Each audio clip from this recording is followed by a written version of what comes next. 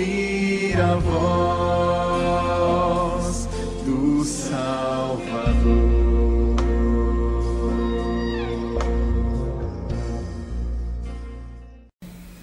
Mas nós tivemos uma história aqui na década de 90, aqui em Porto Velho, de uma pessoa conhecida nossa, conhecida de várias pessoas da igreja, que ele era um jovem e ele foi diagnosticado com um problema de saúde. Ele estava com alguns sintomas e as pessoas já desconfiavam, e ele chegou no médico, o médico fez o diagnóstico e disse: você está com tal problema. E naquele dia em diante ele nunca mais falou. Imediatamente ele perdeu a voz e passou 3 meses morrendo, até que morreu. Foi velado aqui na igreja com a gente, porque o diagnóstico que o médico fez para ele era o mais drástico que ele podia imaginar, era a pior doença que alguém poderia ter naquele momento, e o diagnóstico foi feito para ele dessa maneira. Eu estou estudando a carta aos Efésios. Às vezes eu fico com muito medo de que nós ainda não tenhamos entendido a profundidade de algumas coisas. Quando a Bíblia diz para nós que nós vivíamos mortos, que nós estávamos mortos nos nossos delitos e pecados, às vezes eu tenho a impressão de que nós não sabemos direito o que isso significa. Uma pessoa não cristã, ela não sabe. Uma pessoa não cristã não tem como saber, ela não entende. Ela está andando, está comendo, está vivendo, está sorrindo, está ganhando, está perdendo, está brincando, enfim, ela está vivendo a vida normal. Ela acha que está viva, mas a Bíblia olha para ela e diz que ela está morta. Nós, que já conhecemos a Cristo, e o versículo 2, o versículo 1 diz que Ele vos deu vida, nós que já recebemos a vida, nós já não estamos mais mortos, nós já estamos vivos. Mas às vezes a minha sensação é que nós, igreja, vivemos como se viver fosse comer, beber, jogar, ganhar, perder, brincar, beber, comer. Parece que às vezes a gente vai vivendo uma vida cristã sem ter uma noção exata do que significa ter vida. Aqui, nesse trecho especialmente, ele fala que Deus nos deu vida quando nós éramos escravos do mundo, da mente e de Satanás. Diz que nós andávamos nesse caminho, dirigido por esse processo. Eu não sei se você lembra disso. Você lembra desse período? Que o mundo te conduzia? Você lembra do período que os desejos da vossa carne, do vosso pensamento, diz a Bíblia, conduziam vocês? Vocês lembram de um período que o diabo conduzia a vida? A Bíblia diz como que alguém que puxa o freio do cavalo para a direita ou para a esquerda. Eu não sei se a gente tem consciência disso, de lembrar que teve um tempo que nós já vivemos assim. Aí, depois o texto vai dizer no versículo 4, que mais Deus, sendo rico em misericórdia, por causa do grande amor com que nos amou, nos deu vida, juntamente com Cristo. Então agora eu não estou mais morto, agora eu estou vivo. Agora eu estou assentado nos lugares celestiais em Cristo Jesus. Eu entendi, Senhor. Eu agora estou convicto de que sou chamado para viver a vida e não a morte, porque agora eu já estou nessa nova situação. E hoje o apóstolo Paulo termina, hoje, né? Ele terminou na época, eu que estou terminando hoje, né? Ele termina o texto dando continuidade aqui a aquilo que eu chamei de dimensões da salvação divina. Hoje eu queria conversar com vocês sobre essa dimensão que é a graça como sendo a iniciadora daquilo que Deus fez na nossa vida. O apóstolo Paulo, ele vai olhar para nós e vai dizer: irmãos, porque pela graça vocês são salvos mediante a fé. Esse texto aparece 3 palavras muito importantes para nós. Primeiro graça, depois salvos e depois fé. Ele diz assim: pela graça vocês foram salvos. Deus olhou para vocês, viu que vocês estavam perdidos. Deus olhou para vocês, viu que vocês estavam conduzidos pelo mundo. Deus olhou para vocês, viu que Satanás conduzia as vidas de vocês e vocês nem percebiam. Deus olhou para vocês e viu que vocês eram conduzidos pelos desejos da carne e dos pensamentos. Mas aí, pela graça, Ele resolveu salvar vocês. Alguém fez uma definição muito bonita, Pastor Messias, ele ouve uma frase, Pastor Messias da Igreja Batista, ele ouve uma frase, guarda a frase com muita facilidade, e essa semana ele fez uma definição maravilhosa para a gente, numa frase lá que ele lembrou. Ele estava falando que justiça é aquilo que Deus faz e a gente merece. Misericórdia é aquilo que Deus faz, que Deus não faz e a gente merece. Perfeito, eu olhei para eles ali porque eles estavam juntos no dia. Justiça é aquilo que Deus faz e a gente merece.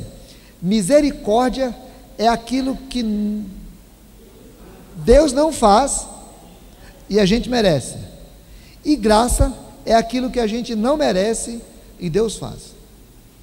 Então Deus olha para você e fala: cara, você não merece eu te amar, você não merece eu te perdoar, você não merece eu te receber, você não merece nada de mim, mas eu vou te amar. Você não merece a misericórdia, você não merece a nova oportunidade, você não merece a nova aliança, você não merece a nova situação, você está perdido, separado de mim, condenado ao inferno, por natureza filho da ira, você não merece nada meu, mas pela graça, ou seja, pelo meu favor, eu vou te amar. Você entende, querido, que a graça de Deus está sobre a sua vida, e se não fosse a graça de Deus, você não estaria aqui? Você entende o que significa toda a dimensão disso, de o Deus Todo-Poderoso, perfeito, santo, que estava separado de nós, que nós estávamos condenados ao inferno, mas Ele foi lá e te trouxe, e disse: agora eu quero que você seja meu filho. Você entende? Isso reverbera no teu coração de maneira que faz você se emocionar, se alegrar, se encantar e ter desejo de servir ao Senhor, porque diz assim: caramba, Deus me amou, eu não mereço. Pela graça, vocês são salvos. Essa é a outra palavra. Também me dá a impressão de que nós não entendemos toda a dimensão do que significa salvação. Parece que quando falaram para nós, lá quando eu era evangelizado, lá na década de 80, o final da década de 70, não sei, final da década de 70, né? Naquela época as pessoas falavam para a gente que salvação era ser liberto do inferno. Você não vai para o inferno. Era mais ou menos assim: se você não entregar a tua vida para Jesus, você pode ir para o inferno. E a gente ficava com medo e entregava a vida para Jesus, nem que fosse por medo, né? E nos cultos evangelísticos cantavam um hino ainda: meu amigo, hoje tens a escolha, vida ou morte, qual vais aceitar? Amanhã pode ser muito tarde, hoje Cristo te quer libertar. E o cara falava assim: olha, pode ser que você saia dali, um carro te atropela e você morre, e essa é a última oportunidade. O cara tremia, né? Porque a gente tinha aquele momento, estava evangelizando, lembrando para nós: olha, se você morrer agora, você vai para o inferno, e o inferno é uma realidade, e pode acontecer que o cabo morra, pode acontecer tudo isso, mas a salvação não é só libertar a gente do inferno. Pela graça, vocês foram livres do curso do mundo.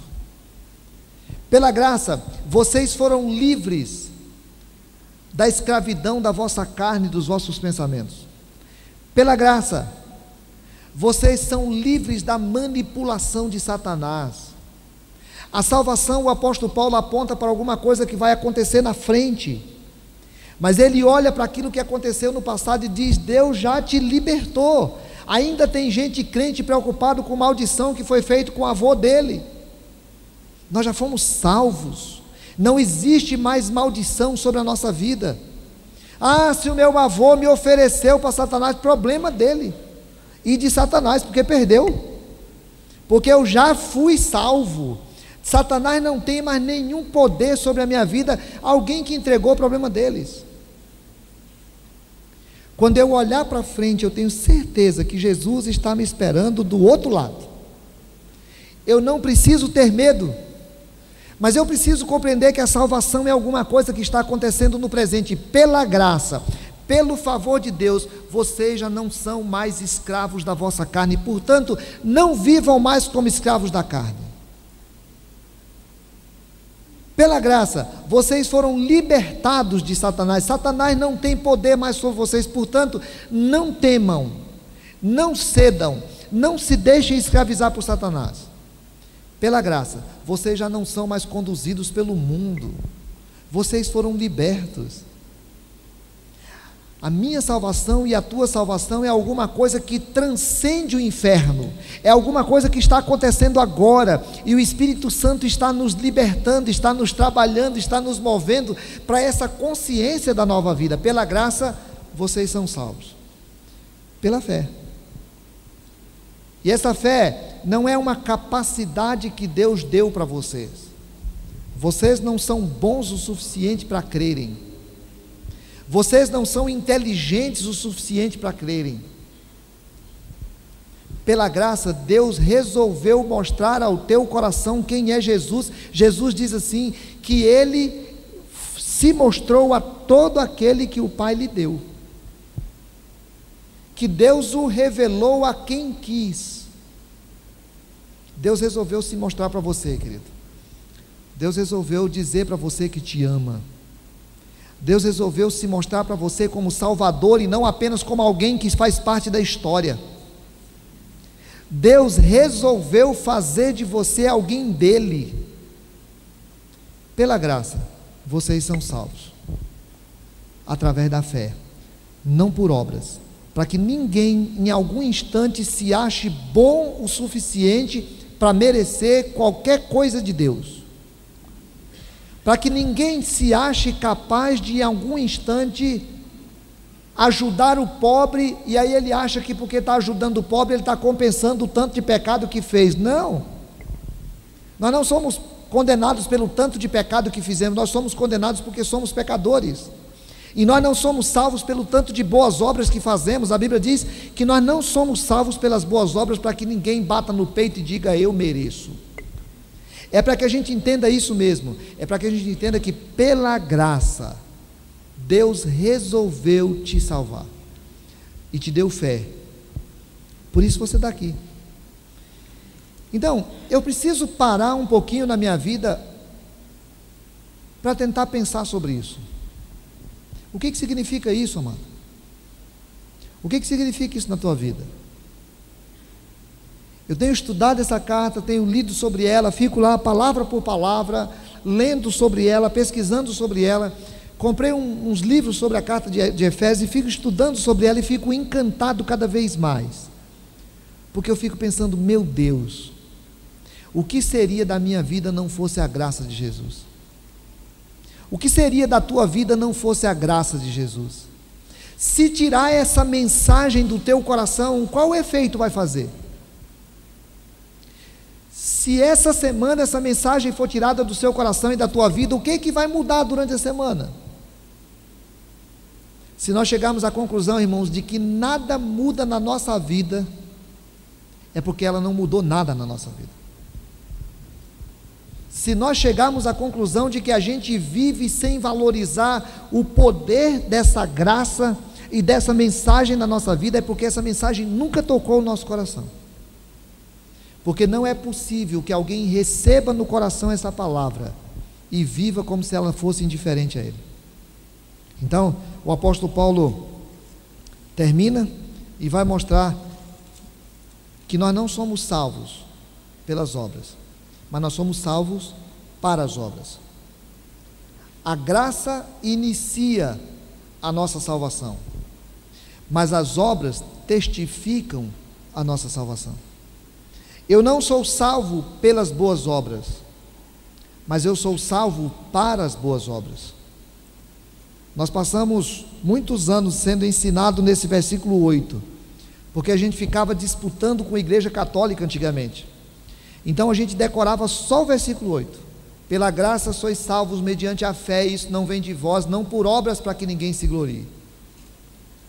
Mas nós não decorávamos o versículo 9 e 10.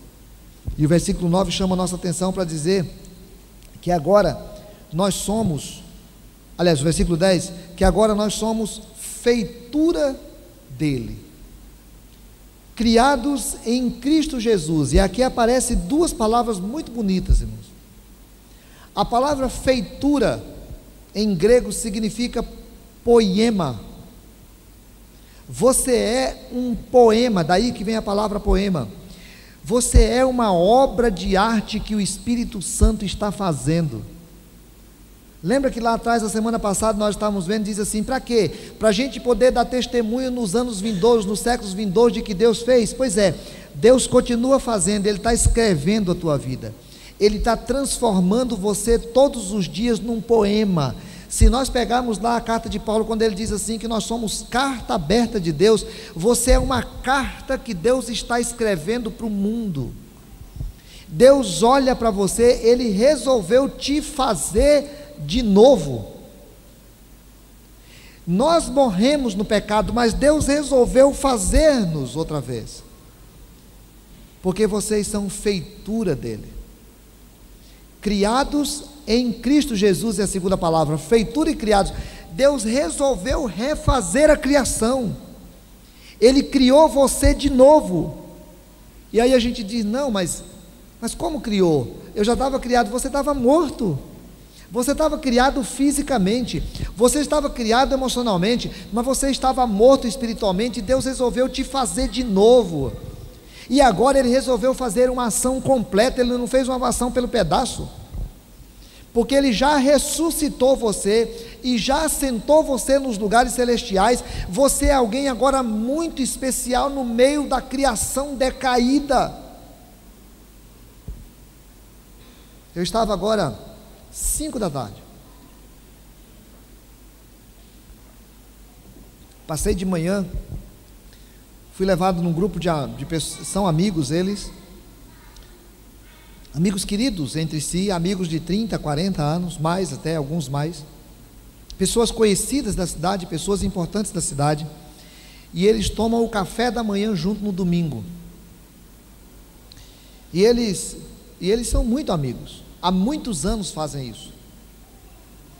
E aí falaram que era para eu passar lá na hora do almoço, e eu não pude passar na hora do almoço, então fui agora tardezinha, porque eu fiquei de passar. Fui lá, eles estavam trêbados, né? Não estavam bêbados mais, estavam trêbados, felizes. Eles chegaram lá 8 horas da manhã, 5 da tarde estavam lá, e eu duvido que eles saíram lá das 7, todos os domingos, felizes, mas eles pensam que estão vivos, eles estão biologicamente vivos, mas eles não têm consciência espiritual. Agora nós corremos o risco de não entendermos que nós somos feitos nova criação. Nós corremos o risco de vivermos na igreja como se nada tivesse acontecido de extraordinário na nossa vida. Nós corremos o risco de vivermos uma vida cristã onde tudo é tão natural, que pegar numa agenda, ou pegar na Bíblia, palavra de Deus, palavra sagrada, é a mesma coisa. A gente corre o risco de ter a Bíblia como alguma coisa tão natural, que ela já não faz mais diferença na nossa vida, porque nós não entendemos que aqui há algo sagrado, falando a algo sagrado que há dentro de nós, porque nós somos feitos de novo, criados em Cristo Jesus.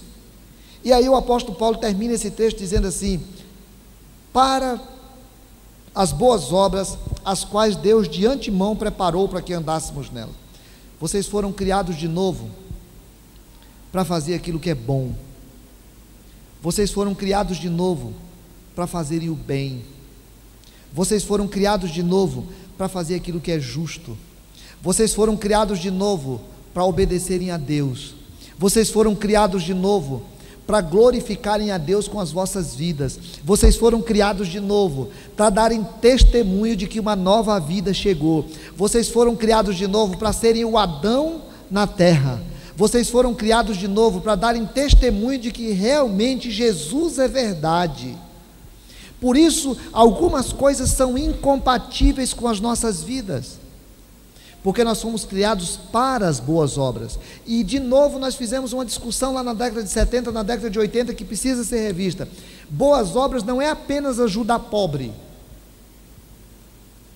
porque a gente passou muito tempo discutindo com o católico falava da caridade. Então a gente pensa que boas obras é só fazer aquilo que é ajudar o pobre. Não, é isso também. Jesus está falando que nós não somos salvos porque ajudamos pobre, mas está falando que nós somos salvos para ajudar pobre.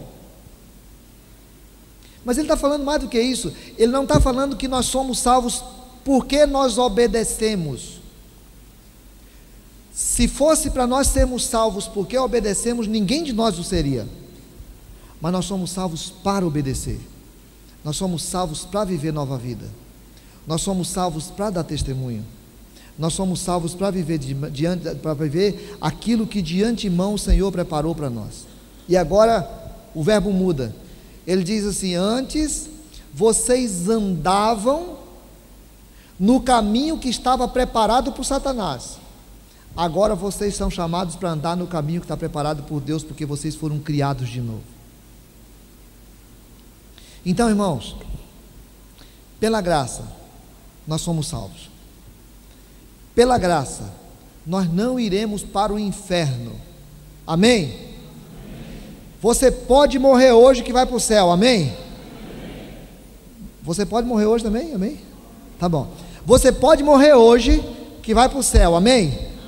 Não existe mais condenação do passado, condenação alguma sobre você. Qualquer coisa que Satanás venha te acusar, a Bíblia diz que quem é o nosso acusador? Ele não tem poder para nos acusar. Nada do passado serve para nos acusar. Amém?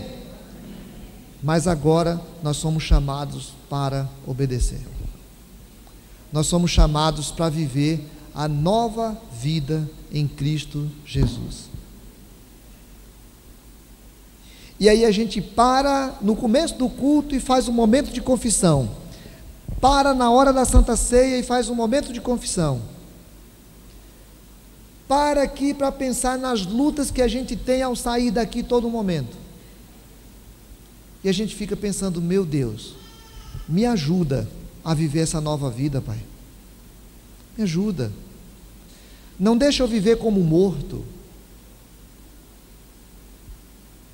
Não deixa que eu viva dentro da igreja, achando que estou vivo, mas estou vivendo como morto.